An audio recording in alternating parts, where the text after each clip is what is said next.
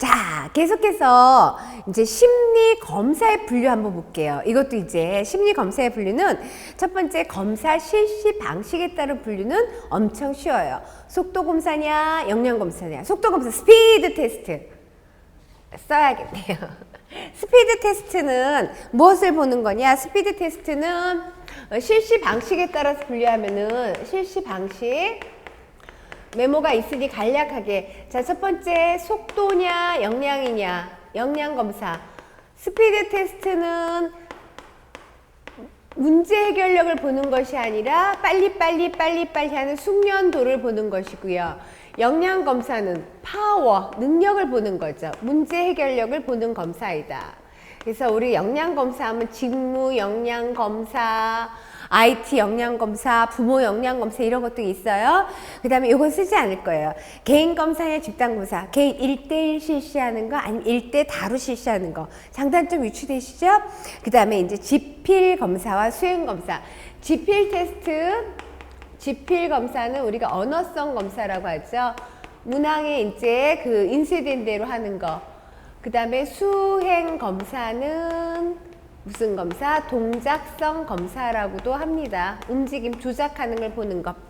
자, 그거보다 이제 중요한 건 뭐냐면 측정 내용에 따라 분류. 심리 검사를 측정 내용에 따라 분류할 때 우리가 이제 측정 내용에 따라서는 측정 내용에 따른 분류. 자, 인지적 영역을 측정할 것이냐 아니면은 정서적 영역을 측정할 것이냐 했습니다. 정서적 영역을 측정하는 것이냐. 인지적 영역의 측정은 대표적인 검사 이야기를 할게요. 인지적 영역의 검사는 중요해. 정말 외우셔야 돼요. 지능 검사, 적성 검사, 성취도 검사. 이 세 가지가 인지적 영역을 측정하는 거예요. 인지적 영역을 측정하는 거. 지능검사 정답 있다 없다? 정답 있다. 그쵸? 정답 없으면 누구 머리가 더 좋은지 어떻게 알아요? 정답 있어요. 그러니까 시간 제한 할까요? 안 할까요? 시간 제한도 오케이 한다라는 거예요. 그러면 문항에 정답 있고 시간 제한 있어요. 그러니까 무엇을 보고자 하는 거냐면은 제한된 시간 내에서 최대한의 문제 해결력을 보는 거예요. 그래서 무슨 수행 검사? 최대한 네가 어떻게 했는지 보는 거예요. 극대 수행 검사라고도 합니다. 다른 말로는 능력 검사라고 하는 거죠. 정서적 영역 검사는 지능 검사, 적성 검사, 성취도 검사를 제외한 예를 들어 성격 검사도 있고 흥미 검사도 있고 우리가 앞으로 할 태도 검사도 있고 가치 검사, 욕구 검사, 기타 등등등등. 자, 성격에 정답 있어요? 없어요? 없어요. 그게는 정서적인 검사는 정답, 문항에 정답 없어요. 시간 제한 해요? 안 해? 시간 제한도 굳이 필요하지가 않아요. 시간 제한 필요 없음. 그러면 무엇을 보고자 하냐? 너가 평소에 어떻게 하는지. 그래서 어떻게 해요? 습관적 수행 검사라고 하지요. 혹은 습관적 수행 검사 혹은 무슨 검사를 하냐면 성향, 너의 성향이 어떠냐 보는 거예요. 그럼 이것은 평소에 너가 어떻게 하는지에서 어떤 것이 요구되는 검사이면 측정이 제대로 되려면 최대한 응답자의 솔직한 응답이 요구되는 검사가 정서적 영역의 검사입니다. 자, 세 번째, 사용 목적에 따른 분류가 있는데 이것은 이제 저 심리학 용어적으로 굉장히 중요한 부분이 되겠죠. 규준을 참조하냐, 준거를 참조하냐. 그래서 사용 목적에 따라서 보면 우리가 규준 참조해서 해석을 할 것이냐 아니면은 준거를 참조해서 해석할 것이냐. 규준 참조 검사는 우리가 가장 많이 들었던 용어는 뭐냐면요. 무슨 평가냐면 상대평가예요. 준거 참조는 그럼 눈치채셨죠? 무슨 평가? 절대평가예요. 규준 참조 검사는 나의 점수를 어떤 규준 집단, 규준, 그 놈, 규준이 영어로 놈, 이 놈과 비교해서 상대적인 위치를 알아볼 목적을 하는 것이 규준 참조 검사입니다. 그래서 이 규준은 개인의 위치를 보게 한 툴이 규준이 돼요. 그래서 대부분의 심리검사가, 모든 심리검사 그런 것이 아니라 투사검사는 제외되기, 대부분의 심리검사가 개인의 위치를 알아볼 목적을 하는 검사입니다. 그래서 대부분 심리검사는 무슨 참조? 규준 참조 검사가 되는 거예요. 그러면 준거 참조는 내 점수를 다른 사람과 비교하는 것이 아니라 연구자가 정한 특정한 기준을 통해서 윈지 아래인지 패스인지 페일인지를 결정할 목적으로 하는 것이 준거 참조 검사예요. 그러니까 우리가 보는 자격증 시험 자격증 시험 무슨 참조? 준거 참조가 되는 거죠. 준거 참조 검사가 되는 거죠. 자, 이렇게. 그래서 이제 규준 참조냐 준거 참조냐. 준거는 그때그때 달라질 수 있어요. 연구자가 정하는 거니까. 준거는 일정한 것이 아닙니다. 그래서 심리검사 분류하는 거 봤습니다. 자, 계속해서 7번 보시면요. 심리검사의 윤리적 고려사항은 심리검사는 누가 해야 되냐? 전문가가 해야 됩니다. 근데 이제 심리검사를 실시할 때는 검사자는 피검자에게 이 검사의 실시 목적, 본질, 한계점, 제한점 등을 충분히 설명해 줘야 됩니다. 그리고 이제 심리검사를 만들 때는 기존의 과학적 방법을 따라야 되고 어떤 검사 도구를 사용하냐? 우리가 좀 전에 배웠던 신뢰도가 높은 타당도가 높은 검사를 사용해야 됩니다. 누가 하느냐? 전문가가 한다고 해서 어떤 전문가? 적절한 훈련이나 감독을 받은 사람을 실시한다. 그리고 심리검사를 통해서 얻은 피검자의 사생활은 비밀에 붙여야 된다. 근데 비밀보호 예외적인 것도 있어요. 어떨 때? 우리가 심리검사의 비밀 보장에서 예외될 때는 어떤 거냐면은 자신이나 타인을 해칠 가능성이 노출됐을 때, 두 번째, 아동학대와 성범죄와 관련됐을 때, 성폭행이죠 등등. 그 다음에 범죄와 연루됐을 때, 법원에서 요구할 때, 혹은 미성년자인 부모가 요구할 때, 법적 대리인이 요구할 때, 법적 보호자죠. 그럴 때는 비밀 보장에서 예외됩니다. 자, 자료 분석하는 거 보도록 할게요. 처음부터 변인하면서 통계적인 용어를 좀 알아야 된다고 했어요. 자료를 해석할 수 있어야 되기 때문에. 그래서 자료 분석하는 거에 제일 처음에 분포 있고요. 그 다음에 평균, 표준, 표차. 평균은 많이 들어봤죠. 평균. 자료 분석하는데 분포라는 것은 자료를 정확하게 제시하는 가장 기본적인 방법이 되는 거죠. 그 다음에 표준, 편차. 일단 분포도를 구성을 하게 되면은 자료를 이제 어떤 급간을 구해놓고 우리가 돈을 얼마 갖고 있냐? 지금 요새 이제 카드들을 많이 갖고 다니니까 지갑에 현금을 많이 갖고 다니지 않죠? 그럼 이제 얼마 정도 갖고 다닐까? 현대인들은 옛날엔 지갑에 돈이 없으면 이제 불안했는데 뭐 실제로도 돈 없고 지갑에 돈 없어 안 불안해요. 카드 있거든요. 애들도 그렇게 엄카 달카 갖고 다니면서 안 불안할 텐데, 그러니까 얼마 갖고 다니는 궁금한 거예요. 급간을 정하는 거예요. 0원에서 만원, 만일에서 2만, 2만에서 3만 이렇게 급간을 정해서 얼마 갖고 있니? 세어보면 아 요즘에 2, 3만 원을 제일 많이 갖고 다니더라 이렇게 나타나는 거. 분포라는 것은 자료를 정확하게 제시하는 가장 기본적인 방법인데 점수대를 구획 지어놓고 그 급간에 맞는 빈도수를 세어서 표로 나타내는 것이 분포입니다. 근데 분포에서 하나 응용해서 이거 우리가 보여야 될 것은 응용해서 보는 것, 참조해서 봐야 될 것은 우리가 이거 가우스 곡선이란 정상 분포 곡선을 이야기합니다. 정상 분포 곡선. 정상 분포 곡선은 꼭지점 평균을 중심으로 해서 자료들이 좌우 대칭할 것을 가정하는 곡선이 정상 분포 곡선입니다. 그래서 이제 여기서 한 칸을 제가 이제 설명할 거예요. 정상 분포 곡선은 중앙 꼭지점을 중심으로 해서 좌우 대칭으로 가정하는 곡선이 정상 분포 곡선. 평균은 우리가 시험 못 봐도 평균은 열심히 내보잖아요. 그러니까 한 집단의 대표값이에요. 대표값. 정상 분포 곡선에서 평균과 최빈치와 중앙값이 같은데 평균은 뭐예요? 집단의 그 평균 90이다, 평균 50이다 하면은 대표값을 나타낸다는 거 알잖아요. 그래서 어떻게 구해요?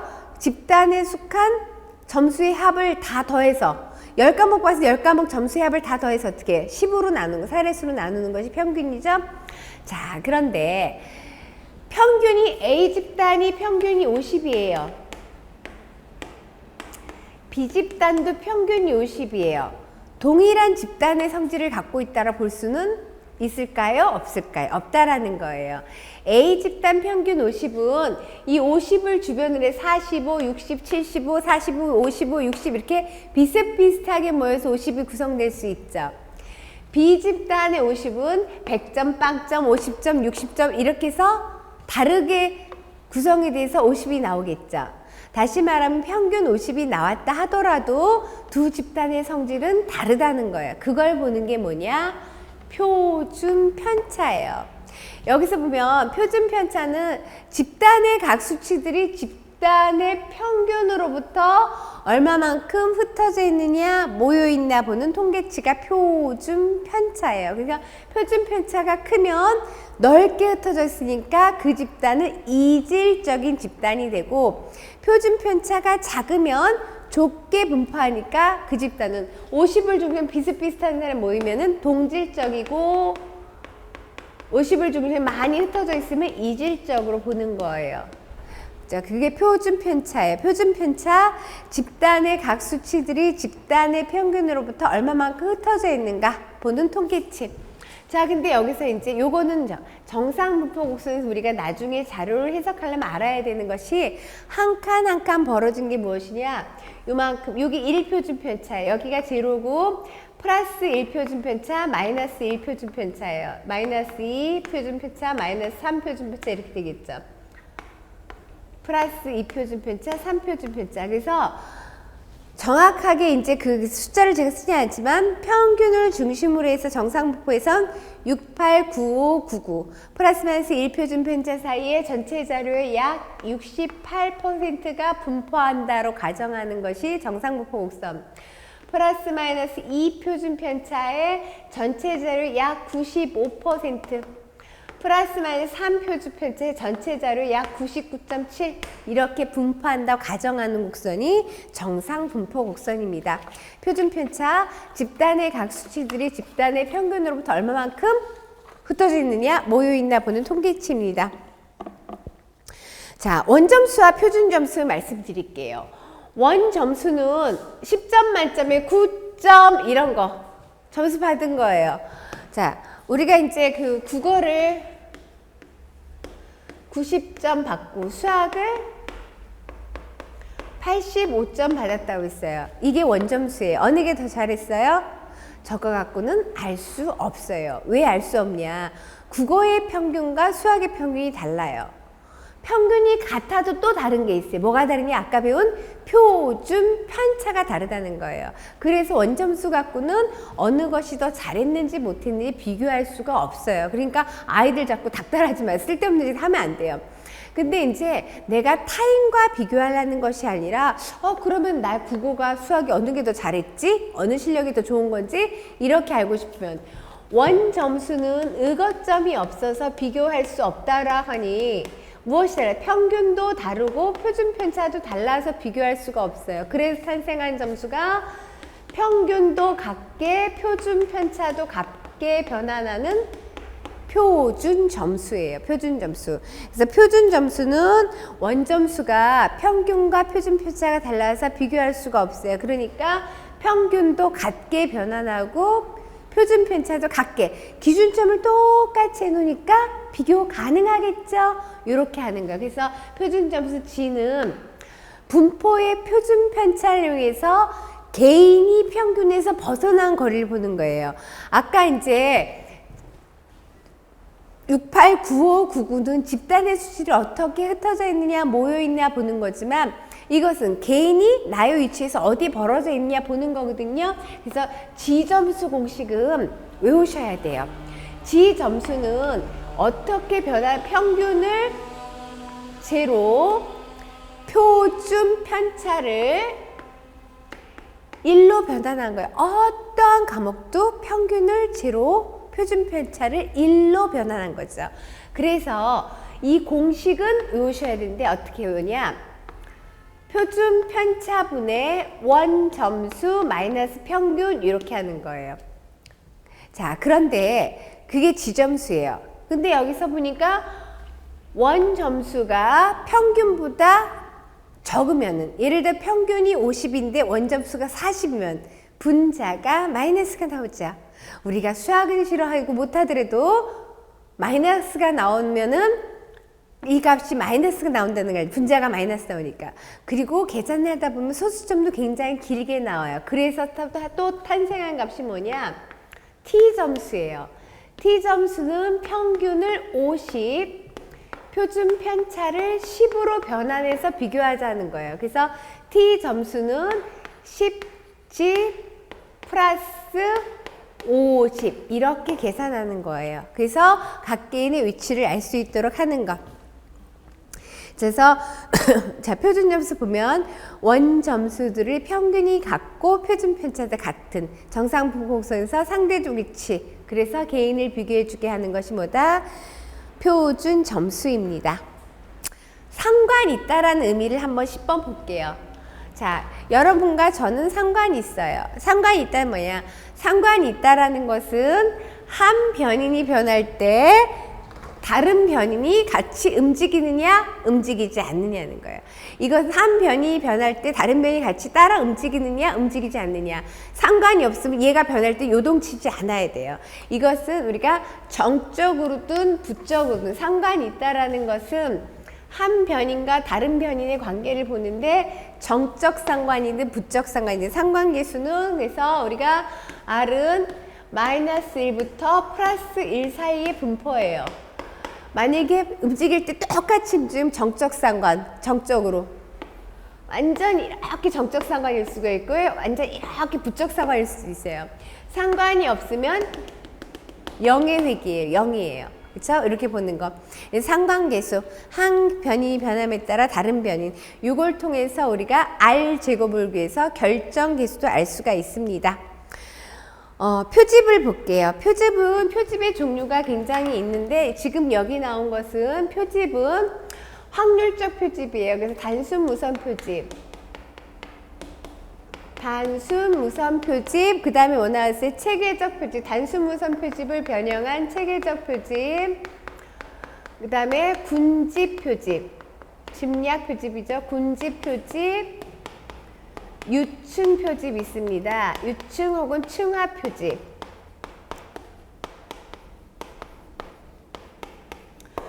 단순 무선 표집은, 표집이란 뭐냐? 연구 대상자를 뽑아내는 것이 표집이에요. 모집단을 다 할 수가 없어요. 예를 들어서 중학생에 관한 연구를 한다. 전국의 중학생을 다 하기 힘들어요. 다 할 필요도 없고. 그러니까 중학생에 관한 연구를 할 때 모집단에서 표본을 추출하는 방법, 이것이 표집이에요. 연구 대상자나 사례를 선정하는 방법 표집인데 그 중에서 확률적으로 하는 방법이죠. 단순 무선 표집. 어떻게 해요?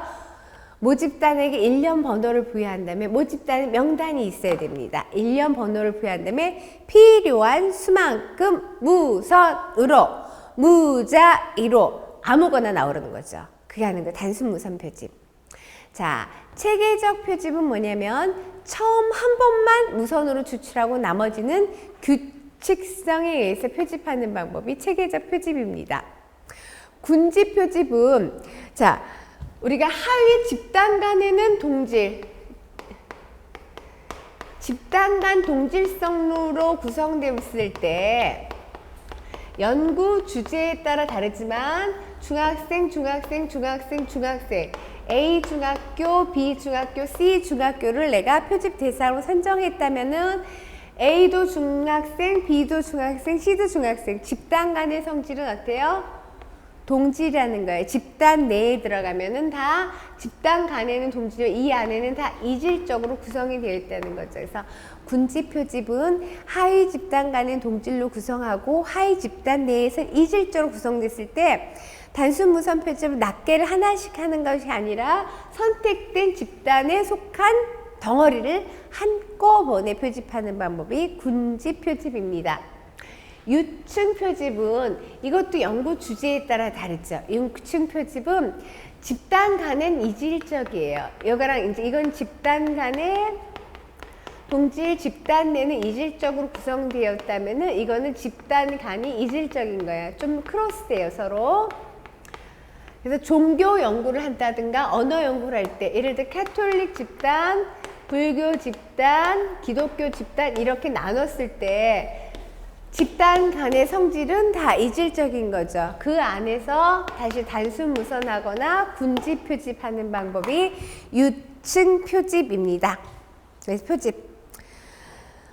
계속해서 백분위 표준 점수 표준 등급을 보도록 할게요. 지금 분포, 평균, 표준 편차는 집단의 성질을 나타내는 거라고 그랬어요. 집단의 성질을 나타내는 건데 백분위 아까 표준 점수 있죠? 개인의 위치를 보게 하는 거, 개인의 위치를 보는 거. 그 다음에 표준 등급. 이것은 다 개인의 위치를 보게 하는 거예요. 그래서 백분위는 뭐냐? 100으로 가정한 집단에서 순위를 정하는 거예요. 그 특정 집단의 점수표에서 한 개인의 상대적 위치를 나타내는 유도점수 이렇겠죠? 100으로 가정한 집단에서 순위를 정하는 것. 그래서 예를 들어 백분위 75다 이렇게 하면 원점수가 60이든 90이든 상관없이 100분위 75다 하면 해석할 수 있어야 돼요. 이 자료 밑으로 몇 퍼센트? 75%가 있다라는 거예요. 그래서 100분위 75다라는 건 나는 상위 25%. 100분위가 높을수록 어때요? 위라는 거죠. 100분위 99다. 그럼 난 상위 몇 퍼센트? 1%다. 이렇게 해석하는 거예요. 내 밑으로 몇 퍼센트? 99%의 자료가 있다라고 해석하는 것이 100분위입니다. 표준 점수는 뭐예요? 개인이 평균으로부터 어디에 위치하고 있냐 보는 거예요. 그래서 비교할 수 있게 하는 것이 표준 점수라고 그랬어요. 표준 등급은 내신 성적 할 때, 수능할 때 많이 보셨죠? 어떻게 집단을 몇 등급으로? 9등급으로 나누는 거예요. 스탠다드 9을 줄여 스탠다드. 그러니까 집단을 9등급으로 나눠서 각 개인의 점수를 해당 영역에 집어넣는 방법. 아주 이론적인 토대가 탄탄해요. 근데 이렇게 하면 좋은 것은 등급제를 묶으면 학생들의 점수 차이가 작을 때 발생하는 확대 해석을 미연에 방지할 수 있는 장점이 있는 것이 표준 등급입니다. 자, 문항 분석은 이제 우리가 문항 곤란도, 문항 변별도, 문항 반응 분포 등을 통해서 문항이 제대로 구성되어 있냐 보는 것을 우리가 이제 문항 분석이라고 합니다. 하나 말씀드린 문항 곤란도는 높은 것이 쉬운 문항입니다. 예. 심리 검사를 한번 볼게요. 우리가 이제 심리학에 와서 직업 상담에서 심리 검사가 어떻게 구성이 되어 있냐. 이때는 하위 검사를 외우는 것이 중요합니다. 처음에 이제 웩슬러 지능 검사에 구성하면은 웩슬러 지능 검사는 지필 테스트와 수행 테스트, 다른 말로는 언어성 검사와 동작성 검사로 구성이 되어 있습니다. 그래서 언어성은 기본 지식, 숫자 외우기, 어휘 문제, 산수 문제, 산수 문제 언어성이에요. 이해 문제, 공통성 문제. 기본 지식은 무엇을 보느냐? 개인이 가지고 있는 기본 지식의 정도. 숫자 외우기, 듣고 말하는 거, 청각적 단기 기억력, 주의력을 보는 거고요. 그 다음에 어휘 문제, 일반 지능의 주요 지표, 그러니까 학습 능력을 보는 거예요. 그래서 산수 문제, 수, 개념, 이해와 주의 집중력. 그 다음에 이해 문제, 이해해야지 응용하고 이해해야지 판단하죠. 일상생활의 응용 능력, 도덕적, 윤리적 판단 능력을 보는 것. 그 다음에 공통성 문제, 유사성, 그 다음에 추상적 사고 능력을 보는 공통성 문제 있습니다. 그래서 기본 지식, 숫자 외우기, 어휘 문제, 산수 문제, 이해 문제, 공통성 문제는 지필 테스트. 언어성은 지필 테스트라고 그랬죠? 언어성 지필 테스트. 지필 검사라고 그랬어요. 지필 테스트이고요. 동작성은 무슨 테스트? 수행 테스트예요. 수행 검사. 자, 그래서 보시면은 동작성은 뭘 보냐? 빠진 곳 찾기, 차례 맞추기, 토막 짜기, 모양 맞추기, 바꿔쓰기. 빠진 곳 찾기는 뭐냐? 사물의 본질이 무엇인지 비본질이 무엇인지를 알아보는 것. 빠짐 차례 맞추기, 전체 상황을 이해하고 계획하는 능력을 보는 것. 그다음에 토막 짜기, 모양 맞추기, 바꿔쓰기는 눈으로 보면서 운동하는, 조작하는 능력을 보는데, 토막 짜기는 지각적 구성 능력을 본다면은 모양 맞추기도 지각력은 보는 건 맞아요. 근데 재구성 능력을 본다는 거죠. 바꿔쓰기, 쓰기라 해서 동작성인데 언어성을 생각하시면 안 돼요. 빨리빨리 민첩하게 교환해 쓰는 거. 이렇게 11가지 영역을 보는 것이 웩슬러 지능검사, 성인용 지능검사, 웨이지입니다. 자, 일반 지능검사와 웩슬러 지능검사의 차이점이 있는데, 일반 지능검사는 비율 IQ라는 거예요. 비율 IQ 공식은 생활 연령분의 정신 연령의 비로 나타나는 거예요. 그러니까 생각해 보세요. 여러분의 나이가 어떻게 되시는지 모르지만 나이가 많을수록 생활 연령이 늘어나니까 IQ는 어떻게 해요? 정신연령은 마치 문항이 줄어들게 돼 있죠?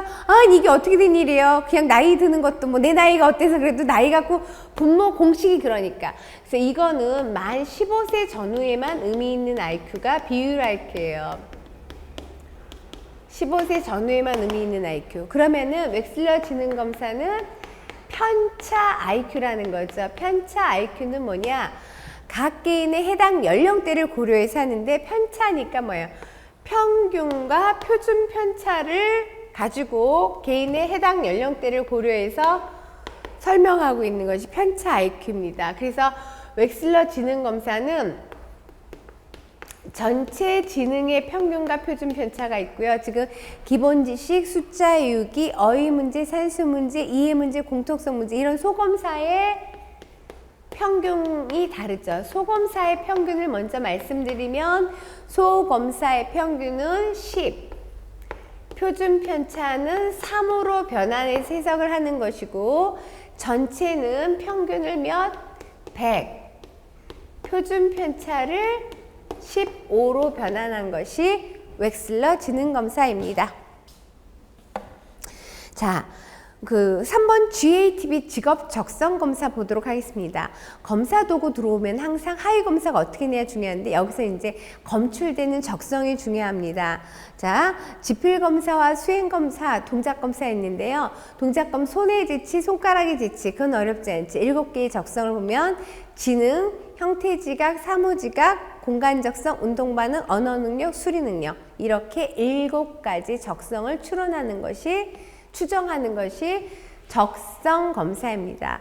적성 검사도 능력 검사라고 아까 얘기했어요. 적성도 능력 검사예요. 인지적 영역 검사 3가지는 지능 검사, 적성 검사, 성취도 검사 그랬잖아요. 적성도 능력 검사. 그래서 적성은 어떤 능력을 보는 거냐?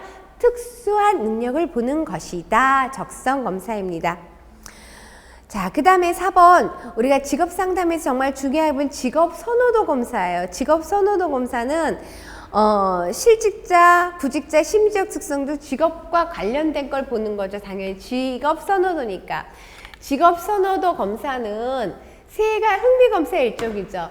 우리가 이제 영어로 interest나 preference가 들어가면은 흥미 검사인데, vocational preference inventory, 직업 선호도 검사. 그래서 이거는 L형과 S형이 있습니다. S형은 슈텀, 짧게 하는 거는 그냥 흥미검사 하나만 봅니다. 흥미검사 하나만 보는데, L형은 뭐냐?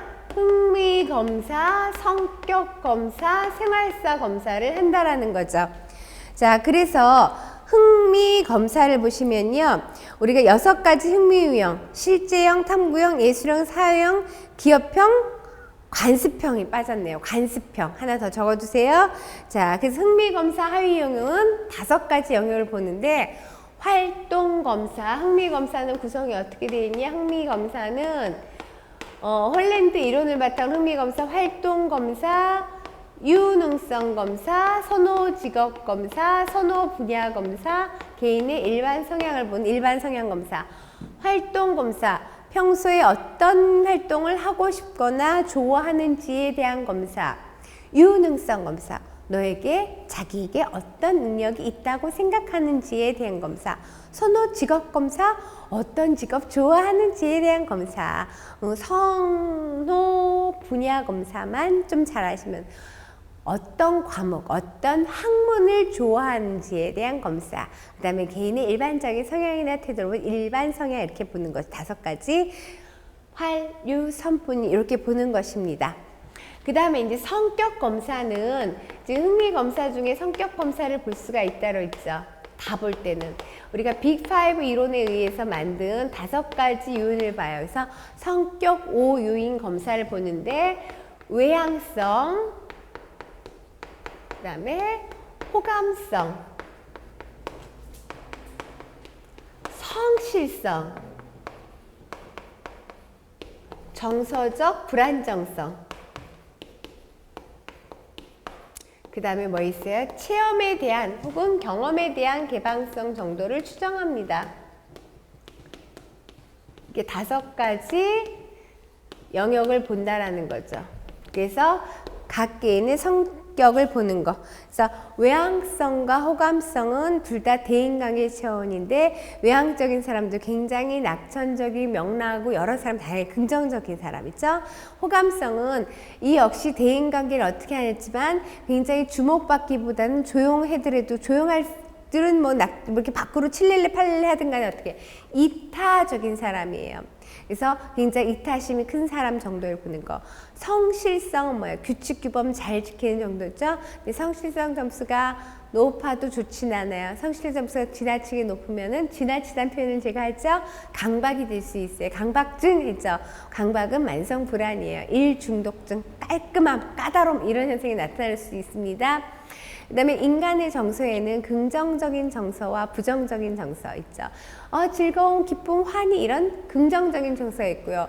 우울, 죄책감, 분노 이런 것들 부정적인 정서잖아요. 그래서 여기 정서적 불안정성은 여기서 점수가 높은 사람들은 그런 경험을 훨씬 더 많이 한 거예요. 그래서 세상에 대해서 위협스럽게 느끼고 세상을 잘 헤쳐나가지 못하는 이런 성격을 얘기하는 거고, 경험에 대한 개방성은 다른 사람 생각 이런 거 있다랑 받아들이는 거죠. 보수냐 진보냐 둘 다 중요합니다. 보수만 고집하면 뭐가 없어요? 안정적이긴 하지만 발전이 없겠죠. 역시 진보만 외치면 어떻게 안정이 없어요. 그래서 둘 다 중요하지만은 우리가 이제 경험에 대한 개방성 점수가 좀 높은 사람이 세상에 대해서 민감하게 받아들이는 자세가 되어 있기 때문에 어떻다? 좀 더 성숙한 사람이라 볼 수 있습니다. 굉장히 많이 쓰는 성격 검사입니다. 빅5. 그 다음에 이제 MMPI는요. 이것도 성격 검사이긴 하지만은 MMPI는 조금 특성이 다릅니다. MMPI는 미네소타 멀티페이스틱 퍼스널리티 인벤토리에서 MMPI는 어떤 정신과적 진단이 1차 목적입니다. 정신과적 분류를 해보려는 게 1차 목적이에요. 그러니까 정신질환자를 평가하고 진단함에 있어 보다 효율적이고 신뢰랑 검사를 개발하는 목적으로 개설됐다. 이렇게 하는데 이거 경험적으로 제작된 문장이 논리적으로 만든 문장이 아니라 경험적으로 제작된 문장. 경험적으로 제작했던 보니까 어떤 특성을 갖고 있는, 예를 들어 히스테리컬한 사람을 보면 히스테리가 심한 사람과 그렇지 않은 사람의 특성이 다르다는 거예요. 이런 경험적을 갖고서는 제작한 문장인데요. 구성은 어떻게 4개의 타당도 척도와 10개의 임상 척도로 구성이 되어 있습니다. 여기서 이제 시험에 잘 나오는 것은 타당성 척도의 타당성 척도라는 것은 이 사람이 얼마만큼 충실하게 응답했느냐, 수검자가 일관된 태도로 응답했느냐 보는 거예요. 4가지 타당성 척도는 여기 이제 그 사운드 척입니다. 알 수 없다 LFK. 자, 알 수 없다 척도. 그 다음에 라이 스케일, 거짓하는 거예요. 부인하는 거. 거짓말하고 하는 걸 알아내는 척도. 그 다음에 프리퀀시 스케일. 정상과 비정상 프리퀀시, 대부분의 사람들이 그렇다 할 때 아니다 하는 정도 있죠. 다른 사람과 다른 경험, 다른 생각을 가진 정도를 보는 것. 허구 척도예요. 비정형적인 태도를 알아보는 것. 그 다음에 이제 마지막에 타당성 척도가 K 척도, 은밀하게 거짓하는 교정 척도입니다. 그래서 정신장애가 분명한데도 정상 프로파일로 보이는 사람, 이것을 알아내는 것이 교정 척도입니다. 자, 그것뿐만 아니라 10개 임상 척도로 되는데 10개 임상 척도는 우리 시험에서 많이 다루지 않았어요. 근데 원래 더 중요한 건 10개 임상 척도예요. 그래서 이제 예를 들어서 건강염려증, 그러니까 이거는 정신과적 진단을 목적으로 하는 거고, 지금 이 네 가지는 뭐예요? 타당성 척도예요. 수검자가 얼만큼 일관된 반응으로 했느냐, 시험에 굉장히 잘 나오는 내용이고요. 원래 정말 중요한 거는 임상 척도죠. 척도 넘버까지 해서 임상 척도인데, 자, 처음에 건강염려증. 자기 자신의 신체적인 특성을 가지고 타인을 조종하려는 의도를 보는 거 건강염려증. 그 다음에 우울증, 두 번째 척도 두 번째 우울증인데, 우울증 같은 경우는 신경특정 우울증의 MMPI를 실시할 당시에 그 반응적인 우울을 보는 것입니다. 그 다음에 세 번째 히스테리스. 그러니까 평소에는 가만히 있다가 어떤 스트레스 상황을 신체적인 상황으로 악 하고 발악하고 나타나는 것이 히스테리성. 그 다음에 이제 반사회성이 있어요. 반사회성. 규칙 규범에 어긋나는 정도. 그 다음에 뭐가 있을까요? 모르시죠? 남녀 성향, 남성성, 여성성. 이제 보통의 남자들이 여기서 점수가 높은 사람이 보통의 전형적인 남성성을 거부하는 사람, 여기서 점수가 높은 여자는 보통의 여성성을 거부하는 사람이겠죠. 그 다음에 편집증이라는 거 많이 들어보셨죠? 집착하는 거. 처음에 의심부터 하죠. 의심 하다 보니까 피해망상, 과대망상증까지 가는 것이 편집증입니다. 7번, 제가 성실성이 높으면은 강박이라고 말씀드렸어요. 강박증. 강박증 환자들도 참 많아요. 강박은 만성 불안으로부터 야기되는 거죠. 그 다음에 이제 그 정신분열증, 의사소통이 되지 않아요. 왜냐면은 환상 속에 있어요. 그 환상만큼 백일몽만 얘기하는 사람 있잖아요. 현실과 꿈을 구별을 잘 못하는 그런 상황. 의사소통 제대로 할 수가 없어요. 그 다음에 이제 정신적 에너지 정도를 보는 경조증. 그 다음에 내향성 정도를 보는 내향성. 이렇게 10가지 임상 척도를 통해서 내담자가 어느 부분에서 정신병리적인 증상이 심한지 이걸 보는 거예요. 그래서 진위형으로 구성이 되어 있고 MMPI는 우리가 T 점수로 변환해서 이제 이야기를 합니다. 자. 그 다음에 이제 성격 유형 검사. 이거는 정말 시험에 잘 나오는 거. MMPI 잘 나오지만은 성격 유형 검사는, MBTI.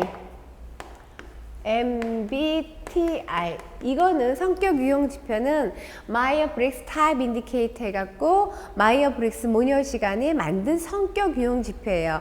카레 유형론. 카레의 성격 유형론은 뭐야? 외향형이다, 내향형이다 들어봤죠? 너는 외향형이고 난 내향형이야. 이렇게 들어보셨죠? 그 유형론은 이제 변화시켜서 만든 건데, 여기서 보시면 외향형이나 내향형이다. 그러니까 네 개의 양극 차원이 굉장히 중요해요. 자, 외향형이냐, 내향형이냐. 그 다음에 감각형이냐, 직관형이냐. 그 다음에 또 뭐라고 써 있어요? 사고형이냐, 감정형이냐 있죠. 그 다음에 판단형이냐, 인식형이냐가 중요해요. 이것은 근데 이렇게만 네 가지 성격 차원만 중요한 것이 아니라, 그것만 중요한 것이 아니라 또 중요한 게 있어요. 뭐가 중요하냐면 외향형이냐, 내향형 무엇에 따라 에너지의 방향.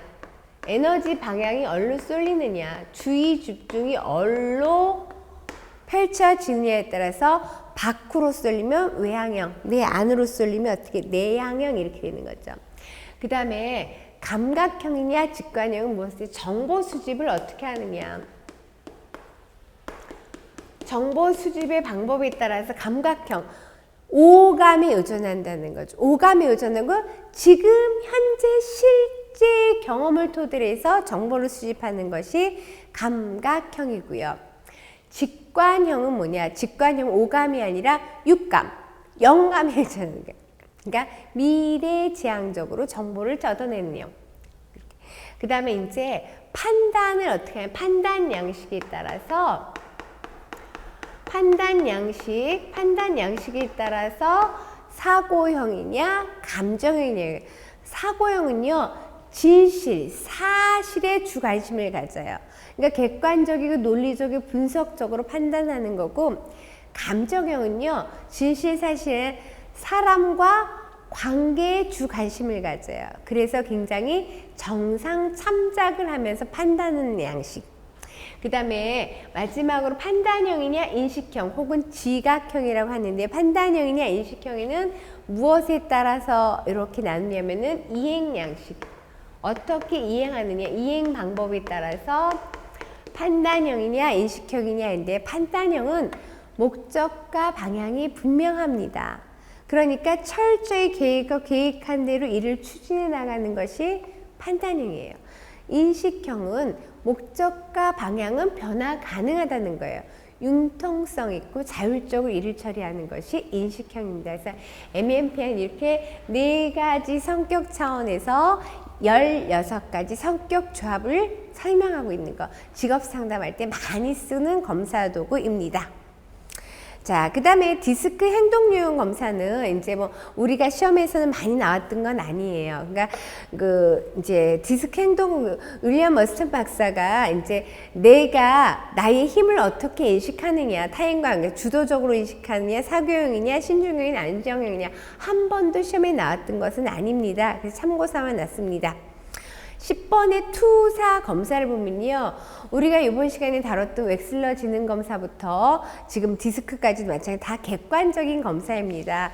객관적인 검사라는 것은 뭐냐, 자극이 분명한 거, 채점을 객관적으로 할 수 있는 것이 객관적인 검사예요. 투사 검사는 뭐냐, 애매모호한 자극, 그러니까 사람들마다 볼 때마다 다 자극이 다른다는 거예요. 그걸 통해서 내담자의 비인지적인 거, 내담자의 무의식적 속성을, 무의식적이 뭐가 있냐, 그것을 측정하려고 하는 것이 투사 검사예요. 그래서 여기 가장 많이 쓰는 투사 검사가 잉크 반전 검사예요. 로샤의 잉크 반전 검사, 로흐샤흐하고 스위스 정신과 의사 로샤. 자, 투사 검사의 종류에는 로샤의 잉크 반전 검사, 잉크 떨어뜨린 거 이제 보셨을 거예요. 잉크 이렇게 떨어뜨려서 좌우뒤층에서 이거 무엇처럼 보이나요? 뭐 그러면 그 설명을 듣는 거죠. 그래서 사람마다 그 보이는 것이 다르다는 거죠. 그 다음에 또 뭐 있어요? 주제 통각 검사. 머레이의 주제 통각 검사. 정확히 말하면 머레이와 모건이지만 머레이와 모건의 주제 통각 검사. 테마틱 어퍼셉션 테스트, 주제 통각 검사. 그리고 문장 완성 검사 있죠? 센텐스 컴플리트 테스트 뿐만 아니라 많이 쓰는 HTP. 이건 문장 완성 검사, 센텐스 컴플리트 테스트. 문장 완성 검사. 앞에 주어진 문장은 뒤로 완성하는 거. 나에게 엄마란 땡땡땡땡땡이다. 이렇게 하면 완성하는 거죠. 그 다음에 집, 하우스, 트리. 나무, person, 사람. 집, 사람, 나무 그리기를 통해서 내담자의 무의식을 추정하는 것. 그렇죠? 자, 그 다음에 진로 성숙 커리어 매추리티 인벤토리. 이것도 굉장히 잘 나오는 거죠.